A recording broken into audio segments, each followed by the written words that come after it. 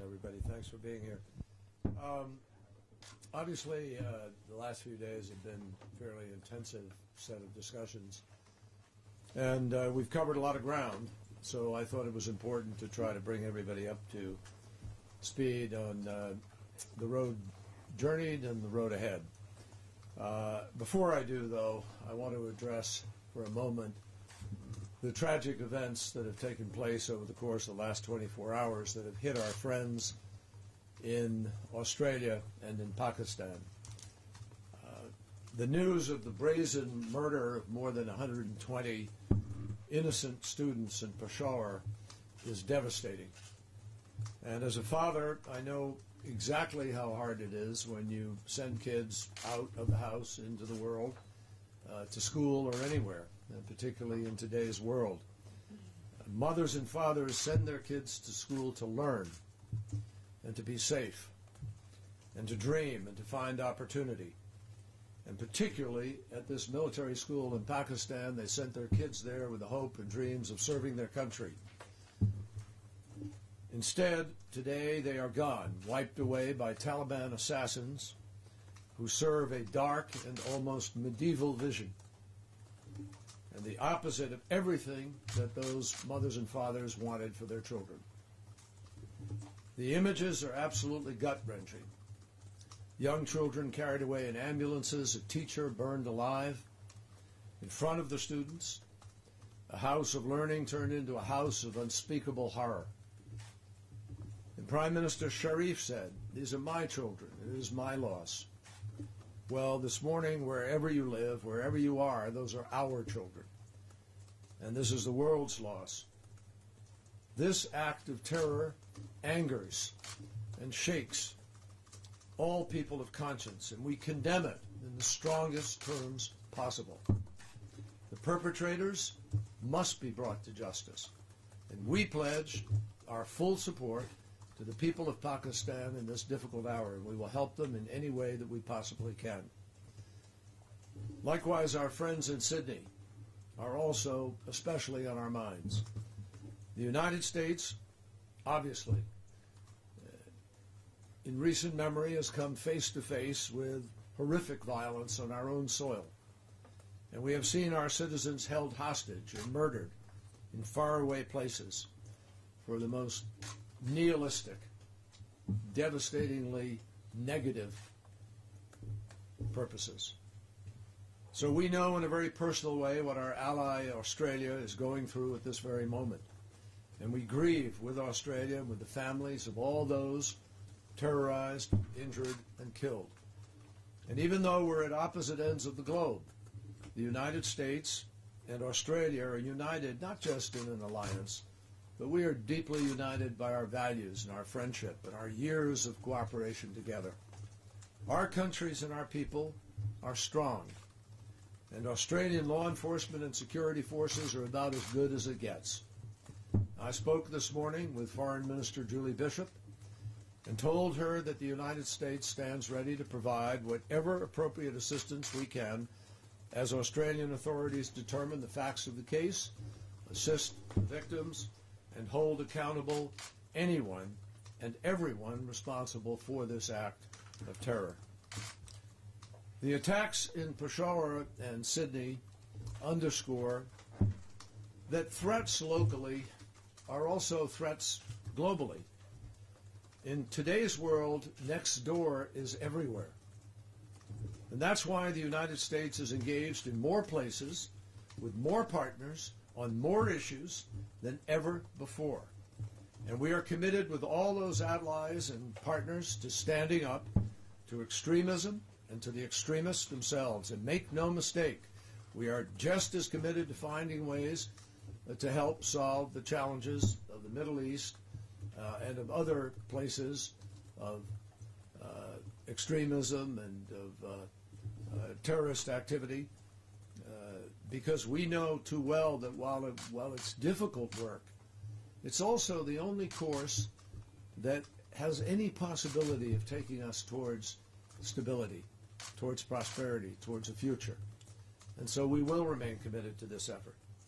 Over the past few days, I've had very candid and constructive conversations with Russian Foreign Minister Lavrov, Secretary of State of the Holy See, Cardinal Parolin, with Israeli Prime Minister Netanyahu yesterday in Rome, with the EU High Representative Mogherini, and with my counterparts from Jordan, Egypt, the United Kingdom, France, and Germany. And I will do the same today, the same kinds of conversations today with Palestinian leaders who are here in London, with the Arab League Secretary General Al-Arabi and his delegation who have come on behalf of the Arab League. Now, obviously, a focus of these conversations has been our deep concern about the situation on the ground in Israel and in the West Bank, and the mounting calls from the international community to pursue diplomatic measures to try to address it. I want to be very clear. This isn't the time to detail private conversations or speculate on a UN Security Council resolution that hasn't even been tabled, no matter what pronouncements are made publicly about it. Many of us share a deep sense of urgency about this, given the constant threat of escalation and the dangers of a downward spiral of violence. But we're also very mindful that we have to carefully calibrate any steps that are taken for this difficult moment in the region. We all understand the challenges that are presented by this conflict. We all understand that there are pent-up frustrations on both sides, and they run deep. We all know the risk of escalation is constant, and it's real. And that is why it is imperative to lower the temperature and the tension so that we have an opportunity to find a path that Israelis and Palestinians both want so desperately, which is a path that leads out of the current predicament and actually provides people with an opportunity to touch, to feel, to see, and know that there really is a prospect for genuine peace. They want, everybody that I've talked to keeps talking to me, all the leaders on both sides, keep talking to me about how they want a safe and secure future and obviously more hope for their people. All of the reasons that we engaged so intensely 1 year ago, a little more than that, and all the reasons that Prime Minister Netanyahu and President Abbas were willing to engage, those reasons are even more compelling today. The status quo is unsustainable for both parties and for the region. Now, no people should have to endure a barrage of rockets in the thousands, or the threat of a terrorist jumping out of a tunnel armed with a tranquilizer, drugs, and handcuffs in order to snatch them out of the night and drag them back into another place where they can hold them hostage. No one should have to endure either of those things. But the Israelis saw that firsthand during the course of the Gaza conflict. And likewise, no community should have to endure the loss of thousands of its citizens, including hundreds of women and children, as the Palestinian experienced during the same conflict due to the choices that Hamas made that led them nowhere. The ongoing unrest of the last weeks has brought new tensions to all sides. And earlier this month, 2 Israelis were stabbed as they shopped for groceries in the West Bank. 2 more were axed to death while praying. And we were all devastated and shocked by the acid attack against an Israeli family last week. Palestinians had mourned the death of a Palestinian official, Ziad Abu Ain, and they have suffered indefensible price tag attacks, so-called price tag attacks, including the recent burning of the mosque near Ramallah. The cycle of violence leads to more violence and to nowhere. Peace is the only prospect, and people need to fight for it. Getting to a better place is obviously not easy, but the alternative is more of the violence and the suffering that no people anywhere should have to accept as the daily fare of their lives, as the price of being born Israeli or Palestinian. And we are focused, we the United States and our allies and our friends in Europe and in the Arab community are all focused on a different path. Our friends are focused on a path that could lead to a different future, and we will never hesitate to fight to go down that path. And that is why the United States and our partners will remain deeply engaged, not just with the Israelis and the Palestinians, but on the other conflicts, plural, that dominated our discussions during the course of this week. In Syria and Iraq, a historically broad coalition composed of countries from 5 continents is taking on Daesh, a vicious terrorist organization whose sheer evil clearly knows no bounds. And I engaged in a conversation with Foreign Minister Lavrov regarding the need for a political settlement, which he also agrees is the only solution, as do others in the region and all of our European allies. And in Ukraine, the international community continues to stand up for the principle that a nation has the right to determine its own future, that no matter how powerful and aggressive its neighbor, its border should be sovereign and should be integral and respected. Now, obviously, there is no shortage, therefore, of challenges, and I've only scratched the surface in those that I've listed. There is, of course, Libya, Mali, and the Sahel, and the Maghreb, and Yemen, and Afghanistan, and you can run a longer list, yes. And we are engaged in all of those places trying to find a better path forward. But even as we look down this difficult road that's before us and consider the complicated choices that we face, we simply cannot lose sight of the fact that that hard road leads to a better place. I'm convinced of that. The United States recognizes the deeply felt aspiration for peace shared by the vast majority of Israelis and Palestinians. And we will continue to work with our friends and partners to find a path to the goal that we all share for a more peaceful and stable region. So with that, I'd be happy to take some questions. And I don't know who's up. Yep. Our first, is it on? Oh, yes. Our first question is from Nicole Gowett of Bloomberg. Thanks for giving us this time, Mr. Secretary. In the past, the U.S. has simply blocked resolutions at the UN that it feels threaten or undermine Israel. This time you've made this trip to Europe to discuss various proposals with your counterparts. Can you tell us what has changed that's led you to do this? And mindful of your concern about discussing details about resolutions, could you tell us what the U.S. would like to see or would need to see in a resolution to support it? And finally, given the challenges that the U.S. has faced in trying to broker a Mideast peace deal over these many years, is it time for the process to become more of a multilateral affair? Thank you. Well, let me answer the last first. It's always been a multilateral affair. There are always countries that are involved in it, but the United States clearly has a unique role to play as a result of our longtime friendship and relationship with Israel, and the role that we have played historically with respect to Camp David, Oslo, and so forth. In the end, though, this isn't up to the international community or others. This has to be decided by the parties. The parties have to want this more than anybody outside. And the parties have to make key decisions that can lead to the resolution. Now, coming back to the first part of the questions, right now what we're trying to do is have a constructive conversation with everybody to find the best way to go forward in order to create the climate, the atmosphere, the political space, if you will, to be able to go back to negotiations and resolve this politically.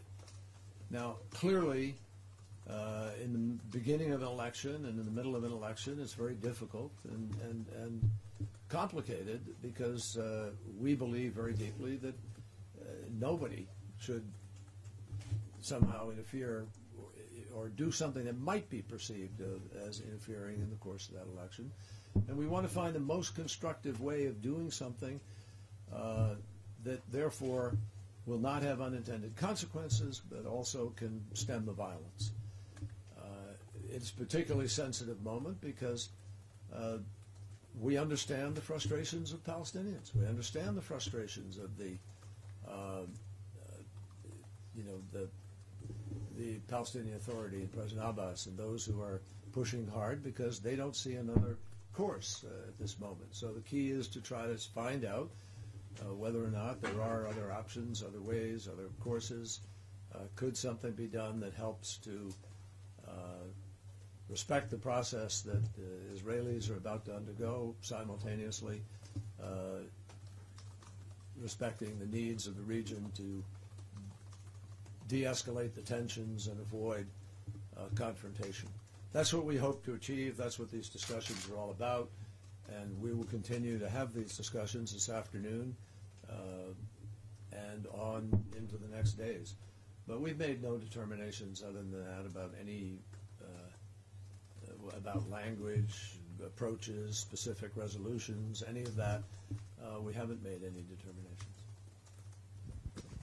Great. And the final question is from Joe Biddle of AFP. Thank you very much, Mr. Secretary. If I could just ask you to turn our attention to Russia today. The ruble is falling and crashing to unprecedented lows against the dollar. Was this what the United States and the European sanctions were intended to do? Weaken the ruble and thereby weaken Putin and hope he changes course in Ukraine? And now that the Russian people are facing real economic hardship, is it the right time for more sanctions in order to try to force a de-escalation in Ukraine? Or should Moscow be given some breathing space in order to prevent an economic meltdown which could have an effect on the global economy? And just turning back to what you mentioned, and you talked about the Taliban, the attack in Peshawar today, and the hostage-taking in the cafe in Sydney yesterday.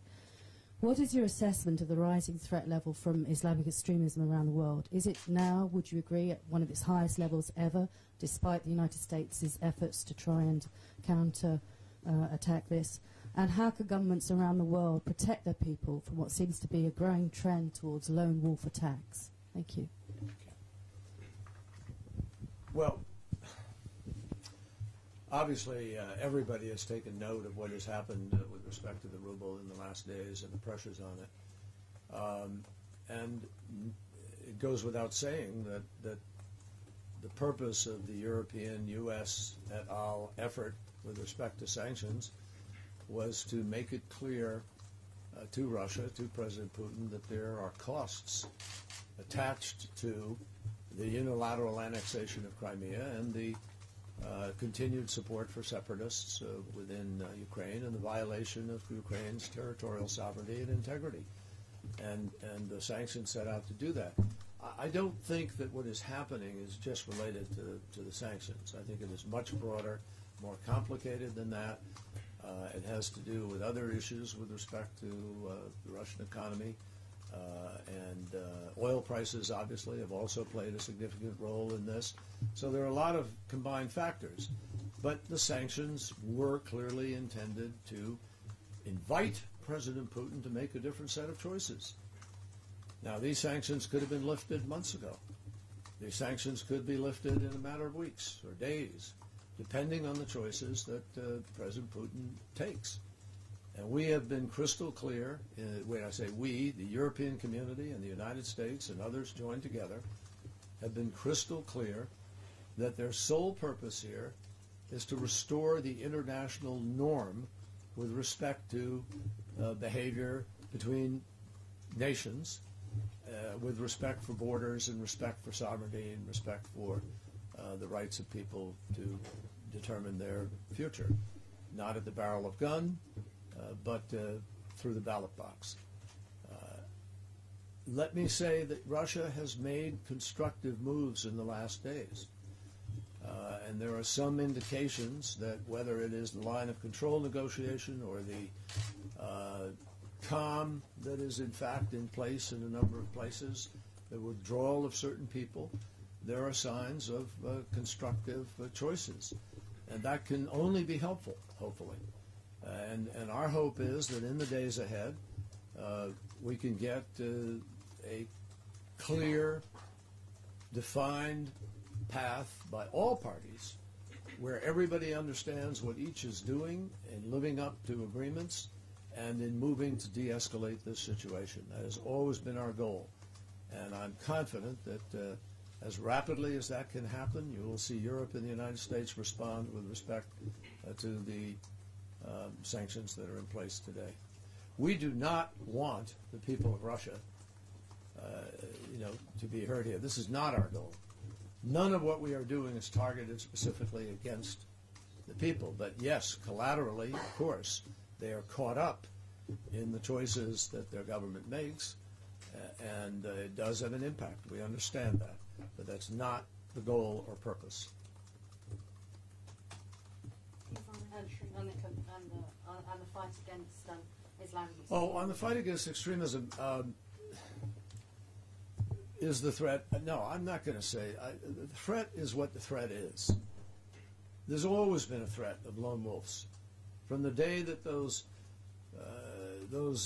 terrorists drove their airplanes into the World Trade Center and crashed in Pennsylvania and crashed into the Pentagon, we've had warnings of lone wolf activities. We've had warnings of sleeper cells. We've had warnings. And there have been many, many attempts over the course of the last years.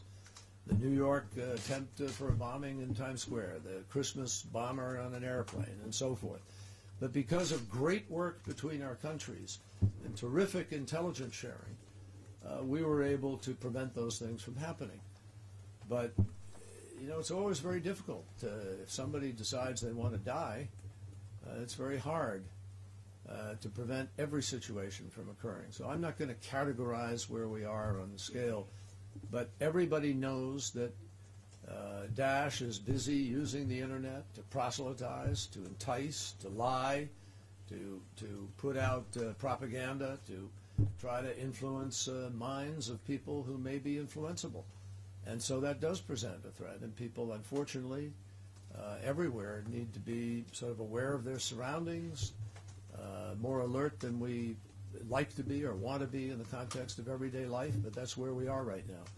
But as I said last week, we are making progress in the initial stages of halting Daesh's progress in Iraq, of beginning to change their behavior, of attacking their command and control, of attacking their facilities, of denying them supplies, of beginning to cut off financing, beginning to reduce the flow of foreign fighters. And so we have to be tough and courageous and stay the course here. And I'm confident that people are prepared to do that. And I know that our friends in Pakistan and in Australia are tough and strong and prepared to stay the course. So, it's very unfortunate when this happens, but it is done precisely for the kind of effect that it gets, which is questions at a press conference and fears that are spread in various parts of the world. Thank you, everyone. Thank you all very much. Appreciate it.